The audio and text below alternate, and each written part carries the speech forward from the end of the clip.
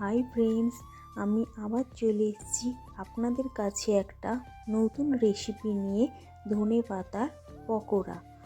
আর আপনারা যারা যারা আমার চ্যানেলটা এখনও সাবস্ক্রাইব করেননি তারা অবশ্যই আমার চ্যানেলটা সাবস্ক্রাইব করে আমার পাশে থাকবেন।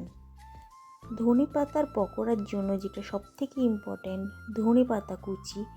আর ধনেপাতার কুচির সাথে আমি নিয়ে নিচ্ছি লঙ্কা কুচি, পেঁয়াজ কুচি, আর হাফ চামচ আদা বাটা, হাফ চামচ রসুন বাটা, আর নিয়ে নিচ্ছি অল্প সামান্য একটু গোটা জিরে, আর পরিমাণ মতো নুন, হলুদ গুঁড়ো আর লঙ্কা গুঁড়ো, আর নিয়ে নিচ্ছি আমি হাফ চামচ চালের গুঁড়ি, আর হাফ চামচ কর্নফ্লাওয়ার, আর নিয়ে নিচ্ছি সামান্য অল্প, আর নিয়ে নিচ্ছি বেসন, আর লাগছে পরিমাণ মতো জল।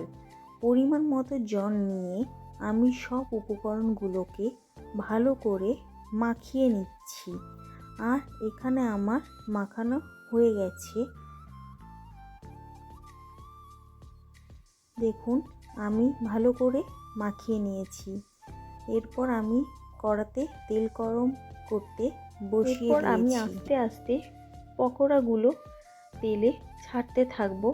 আর একদম হাই ফ্লেমে ছাড়বেন না, মিডিয়াম ফ্লেমে পকোড়াগুলো ছাড়বেন, না হলে পকোড়াগুলো পুড়ে যাবে, ভেতরে কাঁচা রয়ে যাবে। এরপর আমি আস্তে আস্তে সব পকোড়াগুলো দিয়ে দিচ্ছি।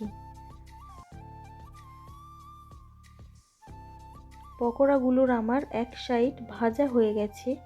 আমি এরপর পকোড়াগুলো আবার উল্টে দিচ্ছি। পকোড়াগুলো ভাজা হয়ে গেছে। এইবার আমি একে একে পকোড়াগুলো কাঁশিতে তুলে নেব। আর তুলে নিয়ে আমি ভালো করে সস দিয়ে পরিবেশন করে নিব। আর পকোড়াগুলো কেমন হয়েছে অবশ্যই জানাবেন। আর চ্যানেলটা সাবস্ক্রাইব করে পাশে থাকবেন।